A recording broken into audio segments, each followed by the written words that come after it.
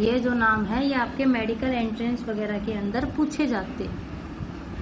ठीक है, अब हम बात करेंगे इनके हाइफे के बारे में। जब हम फंगस के हाइफे की बात करते हैं, दो टाइप के, एसेप्टेट और सेप्टेट। देखो आपको ये दिख रही है, ये ब्रांच है, इसमें कोई भी बीच में पार्टीशन नहीं है ना, तो पार्टीशन नहीं है मतलब कोई भी सेप्टा नहीं है। सेप्टा मतलब पार्टीशन, इसलिए हमने इसको क्या नाम दिया, एसेप्टेट। या फिर उनके बीच में क्या होते हैं बेटा, ये सेप्टा, सेपरेशंस प्रेजेंट होते हैं। क्लियर।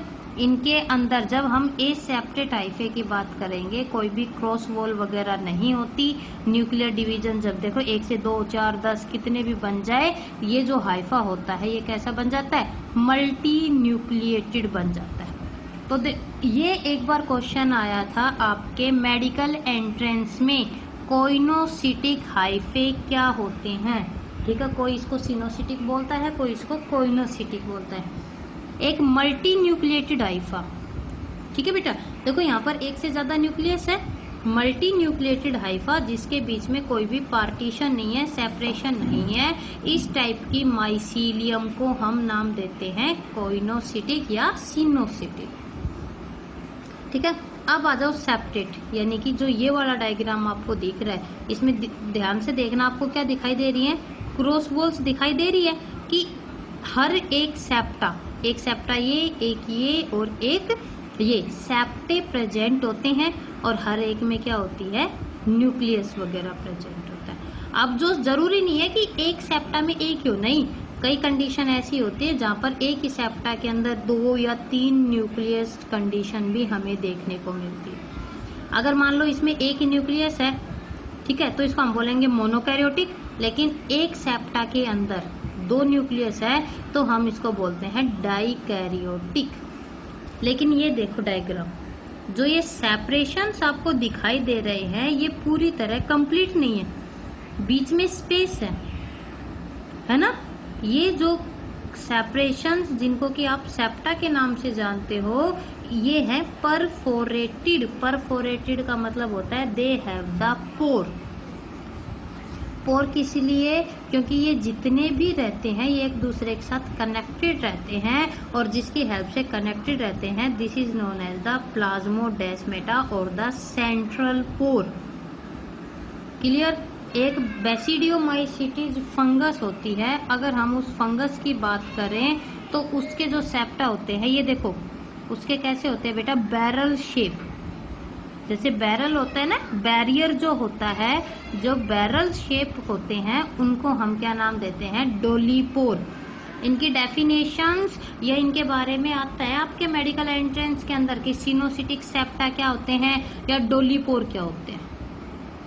सेप्टिक वो फंगस जिसके बीच में सेप्टा प्रेजेंट होए, और अगर सेप्टा की शेप होती है कैसी, बैरल शेप, तो उन बैरल शेप्ड को, ये देखो बीच में से फूले हुए हैं, है ना, और इनको हम क्या नाम देते हैं बेटा, डोलीपोर के नाम से जानते हैं। क्लियर, इतना समझ में आ गया। चलो जी, जब हम बात करेंगे बाकी नॉर्मल सेप्टा की जिसमें ये बैरियल नहीं होते, उनके पास कुछ बॉडीज भी देखने को मिलती हैं, which are known as Woronin bodies. तो जो ये पोर्स रहते हैं इनका काम क्या है, ये जितने भी पोर्स रहते हैं बेटा, ये हर एक सेल को एक दूसरे के साथ जोड़े रखते हैं, और एक सेल से दूसरी सेल के अंदर जितना भी जो मटेरियल होता है उसको ट्रांसफर करने में हेल्प करते हैं। ठीक है, अब जब हम इनकी सेल वॉल की बात करेंगे तो जो सेल वॉल होती है, हमने पढ़ लिया किसकी बनी हुई होती है, काइटिन की बनी हुई होती है, और जो काइटिन होती है वो बनी हुई होती है एसिटाइल ग्लूकोज अमीन। केमिकल का नाम याद रखना कि जो फंगस की सेल वॉल यानी कि जो हाइफे होती हैं वो बनी रहती है काइटिन की, और जो काइटिन जिस केमिकल की बनी हुई है उसका नाम है एसिटाइल ग्लूकोज अमीन।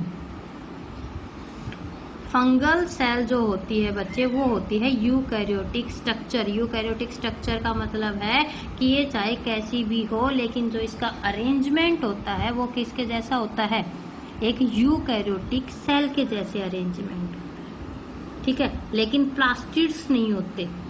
प्लास्टिड सिर्फ हमें देखने को मिलेंगे प्लांट्स के अंदर या उन ऑर्गेनिज्म के अंदर जो कि अपने फूड को खुद सिंथेसाइज करते हैं। क्यों? Because plastids are known as kitchen of the cell. एक सेल के लिए फूड प्रिपरेशन का जो काम करते हैं वो कौन करते हैं? प्लास्टिड्स करते हैं, ठीक है। लेकिन इनके पास मेम्ब्रेन बाउंड यानी कि कुछ वेसिकल्स प्रेजेंट होते हैं जिनके ऊपर प्रेजेंट होती है membrane which are known as लोमासोम्स।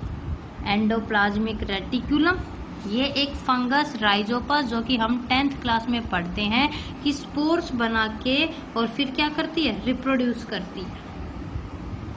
ये है इसका डायग्राम, देखो लिपिड ग्लोब्यूल्स, वैक्यूल्स, डिक्टियोसोम्स, है ना। गोल्जी जो बॉडीज रहती हैं उनको हम क्या नाम देते हैं प्लांट्स के अंदर? डिक्टियोसोम्स के नाम से जानते हैं।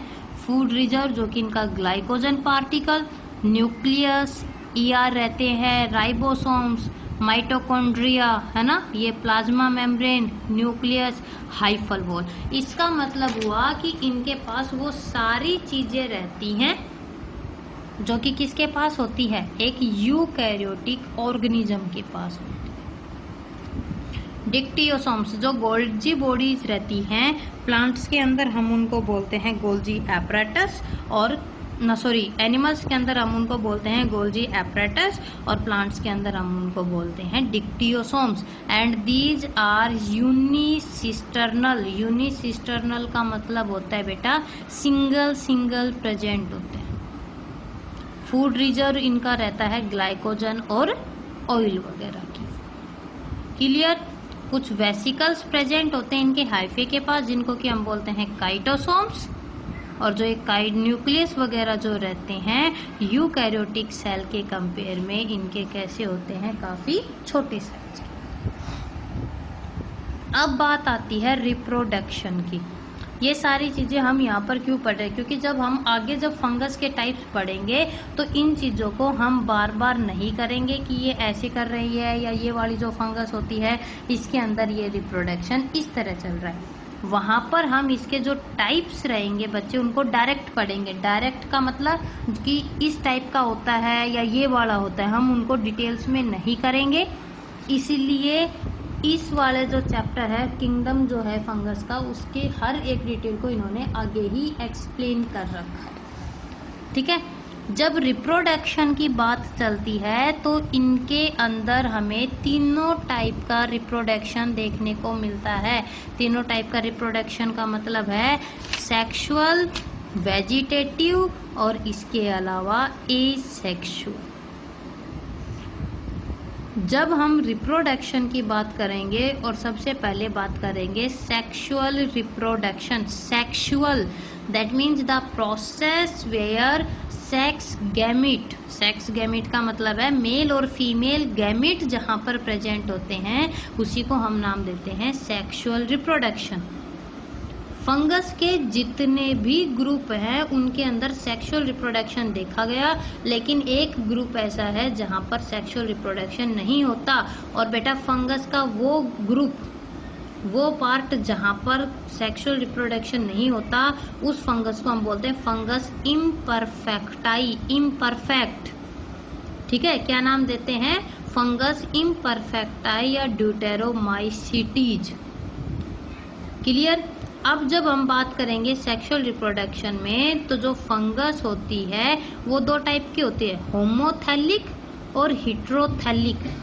थैलिक का मतलब क्या होता है? थैलस, यानी कि जहां पर हाथ पैर यानी कि कोई भी चीज है ना, जो एल्गी होती है रेड ग्रीन और ब्राउन है प्लांट्स, और प्लांट्स की खासियत रूट भी है, स्टेम भी है, ब्रांचेस पे लीव्स भी है। लेकिन क्या एल्गी के अंदर हम ये चीजें देख सकते हैं? नहीं ना, ये है एक पार्ट है ओनली, यहाँ पर कोई भी चीज सेपरेट नहीं है। तो वो यही कहता है जहां पर आप किसी चीज को अलग नहीं कर सकते उसको बोलते हैं होमोथैलिक। और दूसरी कौन सी होती है बेटा? हिट्रो, यानी कि जहां पर अलग अलग देख सकते हैं। जब हम हिट्रोथैलिक की बात करेंगे तो क्या रहता है वहां पर जो मेटिंग टाइप का मतलब जो वो दो गैमेट बनते हैं वो दोनों एक दूसरे से जेनेटिकली अलग होते हैं। हिट्रोथैलिक मेल और फीमेल ह्यूमन की बात करें तो मेल बनाता है स्पर्म और फीमेल बनाती है अवम। दोनों का स्ट्रक्चर, मॉर्फोलॉजी और जेनेटिक मेकअप अलग अलग है। तो जो फंगस हिट्रोथैलिक होती है उसके भी जो दोनों गैमेट्स होते हैं वो जेनेटिकली क्या होते हैं, एक दूसरे से अलग होते हैं। लेकिन होमोथैलिक जो फंगस होती है उसमें जो दोनों गैमेट्स रहेंगे वो रहेंगे जेनेटिकली सिमिलर।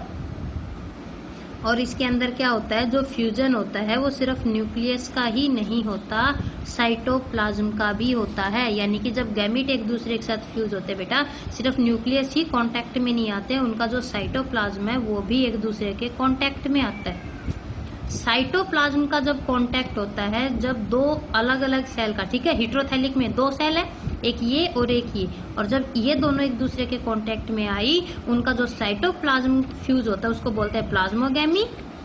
और जब न्यूक्लियस फ्यूज होता है उसको हम नाम देते हैं कैरियोगैमी। अब थोड़ा ध्यान से सुनना, in higher fungus karyogamy is delayed and occur just before the meiosis. इसका मतलब समझे, जब दो सेल एक दूसरे के कांटेक्ट में आई तो साइटोप्लाज्म तो फ्यूज हो गया लेकिन न्यूक्लियस नहीं हुआ। समझे, साइटोप्लाज्म तो फ्यूज हो गया लेकिन न्यूक्लियस नहीं हुआ।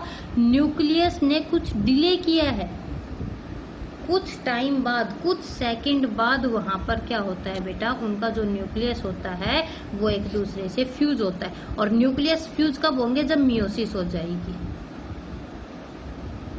जब मियोसिस हो जाएगी, मान लो एक सेल है उसमें क्रोमोसोम नंबर है 10 और दूसरी सेल में भी 10, तो वो जब 20 क्रोमोसोम आए एक साथ तो उनका आपस में फ्यूजन नहीं हुआ। अडल्ट में कितने क्रोमोसोम होने चाहिए, 10 ही होने चाहिए, तो उसमें सबसे पहले होगी meiosis.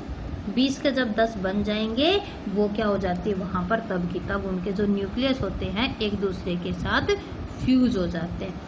In the stage intervening between plasmogamy and karyogamy. Plasmogamy क्या होती है, साइटोप्लाज्म का फ्यूजन, और कैरियोगैमी होता है न्यूक्लियस का फ्यूजन, है ना। इसमें दो अलग अलग टाइप के न्यूक्लियस होते हैं, डाइकैरियोन के नाम से हम जिसको जानते हैं, इसलिए उस सेल को क्या बोलेंगे, डाइकैरियोटिक सेल। और जो फेज होती है उसको बोलते हैं डाइकैरियोफेज।